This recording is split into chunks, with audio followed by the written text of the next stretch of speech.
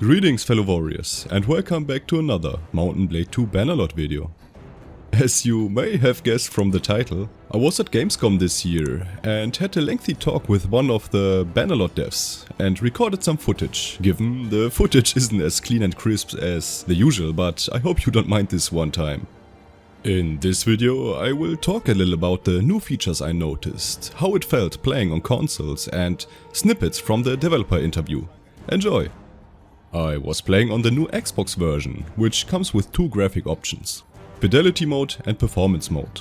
The Fidelity mode is locked at 30 FPS with better graphics and, as you can see, 1K troops on the battlefield. And the Performance mode, which ran with a smooth 60 FPS and supposedly slightly altered graphic options? I mean, I didn't really see any difference, given it could be that Performance mode won't have 1K troops at once on the battlefield. But sadly I couldn't test a lot, since you could only play for 50 minutes before you get booted.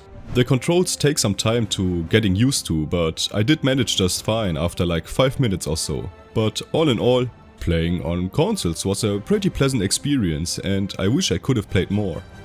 So, going over the gameplay, I immediately went into the inventory to take a look at all the new stuff. What I didn't expect to see was a slot specifically for banners, giving you and your troops different effects.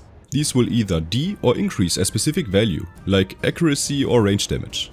I don't really know what these values mean exactly, so I don't comment on that, but if it's the value of what gets in or decreased, it will be pretty unnoticeable.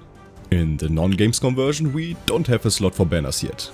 Also thanks to Captain Frackers for letting me use some of his footage, where you can see how many banners actually are in the game. He's also creating a video on his Gamescom experience. The link to his channel will be in the description down below if you're interested. Afterwards I jumped into the Siege of Tyr and noticed that many more troops have been given banner type spears. I let the footage play and whenever I notice a new feature I'll talk about it, but for now, let's jump into the talk I had with the developer. Sadly he was one of the MP devs, so he had only some general knowledge on the single player version, but he still had some interesting stuff to say. First I asked if there would be some changes regarding sieges and maybe even more fixes. He said sieges will for the most part stay like this. Granted, we'll still iron out bugs and push out fixes for a smoother experience. As you've seen, we worked on the jittering issue in close quarters, which will come in future patches. And yeah, he's totally right about that. If you don't know what he means, let me show you how close quarter combat looks like in the current version.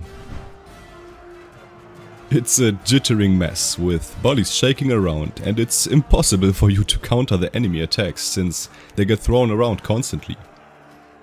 And this is the Gamescom version. Troops don't tend to push you around anymore, and it feels like everyone has his own weight now. No sign of any jittering or body shaking. Still, there were some minor sudden movements, but all in all the difference between these two versions is night and day. So what exactly will be in the full release of the game? He said, this isn't a full release per se. The game will still receive feature updates in the future, but the banner system will be included. We are still working on claimant quests, sally out missions and voice acting. These will come after the release. When exactly, I don't know. I then asked him multiple times about any new features we don't know of that will be introduced, but he always said that he either doesn't know or that he can't tell me anything about it, which is fair. Regarding future DLC, there was a small spoiler some time ago about an elephant DLC. Could you elaborate on that? He chuckled and said, currently we're throwing ideas around regarding future DLC and patches, but I can't comment on that. I asked him to nod 2 times if there will be any new faction DLC and he just laughed. And lastly, since you're one of the MP devs, what kind of features can the multiplayer expect in the future? I feel that the general consensus is that it's just not fun or exciting enough. We are pretty satisfied with how the multiplayer aspect of the game is right now, and it will stay like this for a while. There will be constant fixes for issues you may encounter and of course, will optimize the stability of our servers, since, as you know, they tend to be pretty unstable.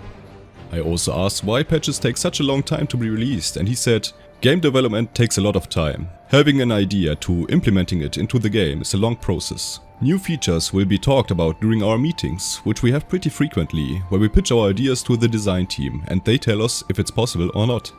I can talk to Armagan about an idea and he'll bring it up in these kind of meetings to see the general opinion on the feature. As far as I know, the patch frequency won't change.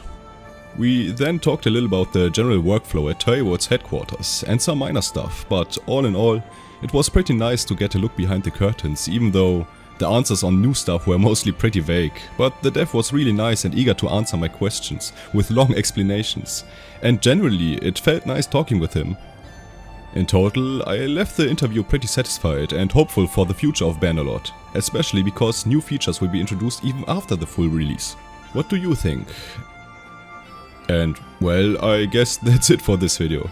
I hope you liked it. If you did, please hit that like button and maybe subscribe to the channel to support me even more. I know it's kinda different from the stuff I usually do, but hey, it was a lot of fun.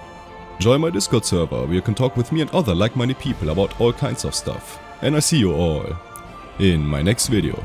Become a member today and bye.